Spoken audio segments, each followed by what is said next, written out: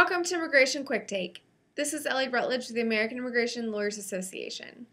Recently, the Department of Defense announced it is expanding its Military Accessions Vital to the National Interest Program, or MAVNI, to include a small number of undocumented immigrants who have qualified for Deferred Action for Childhood Arrivals, or DACA. Here to discuss the pros and cons of this announcement is Margaret Stock, AILA member and retired Lieutenant Colonel in the Army Reserve. Margaret, thanks for joining me. What does the DoD's announcement on MAVNI mean for DACA recipients? Here's the problem. The MAVNI program is very specialized. Again, it has only a quota of 1,500 people per fiscal year. The services do not have to let DACAs enlist through their MAVNI program. There are only two services that are participating in the MAVNI program. They can decide they don't want to take any DACAs. If they do decide they're going to take DACAs, they're also going to take the other people, and there are thousands and thousands of them in line for the MAVNI program right now.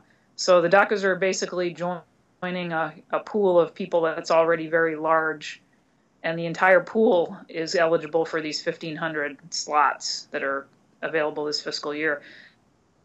The other problem, of course, is that to get into the MAVNI program, you have to either be a U.S. licensed healthcare professional. Most of the people that qualify for the MAVNI program as U.S. licensed healthcare professionals are doctors or dentists. I don't know of any DACA who is a U.S. licensed doctor or dentist. There might be one out there, but it's probably unusual for somebody to be like that who's a DACA, because U.S. medical schools wouldn't take DACAs up until this year. It's the first group of 7 people were admitted to Loyola Medical School. So you either have to be a U.S. licensed healthcare professional, or you have to speak one of the MAVNI languages. And the MAVNI languages, there are lots of them, but Spanish is not one of them.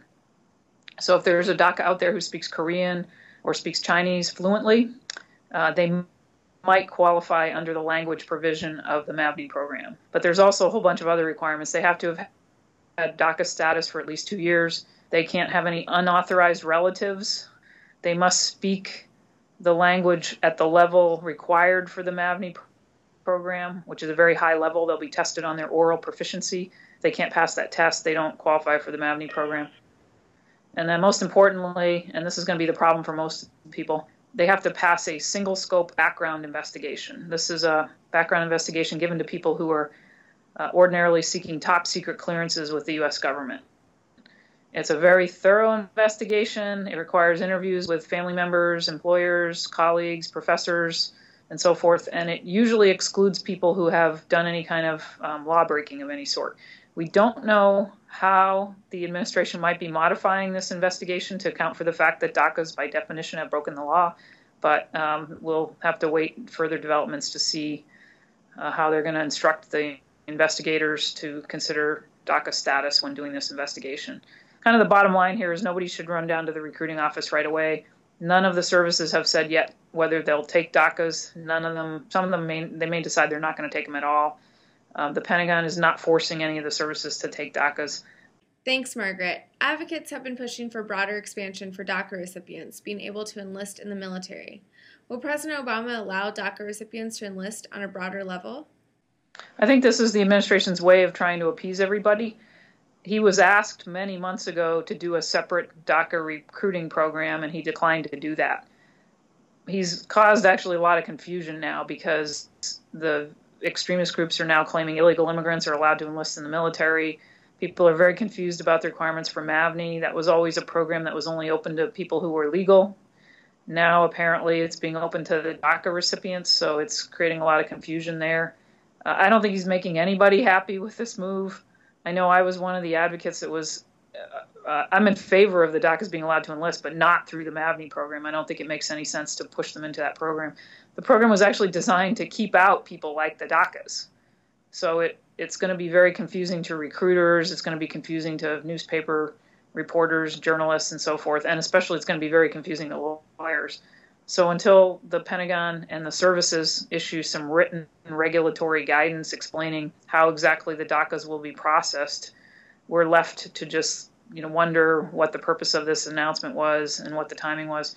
What is the likelihood of a bill passing in Congress that allows DACA recipients to enlist in the military? There were 2 bills that were introduced last year, both by House Republicans, that would let the DACAs enlist.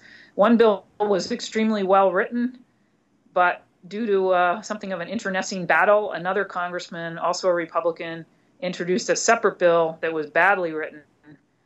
Both of them would let the DACAs enlist, and there was kind of a fight between the two bills in the House of Representatives, and as a result of the fight, neither of them prevailed. If the two congressional representatives who introduced those bills could unite and come up with a single bill, I think there's a very good chance that bill would pass. And of course, the administration at any time could add the bill to a defense bill, which they have not bothered to do.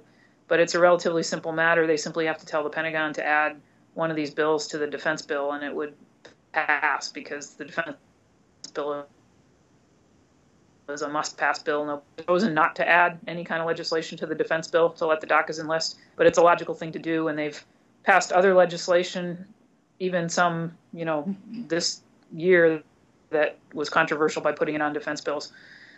The argument I hear is, well, we can't put an immigration bill on a defense bill. Well, they do that all the time, and in fact, they have passed immigration legislation. They just extended the Iraqi special immigrant visa program. So it is possible to pass legislation, and I guess at this point, since the administration won't act, we're going to have to look to Congress to do something.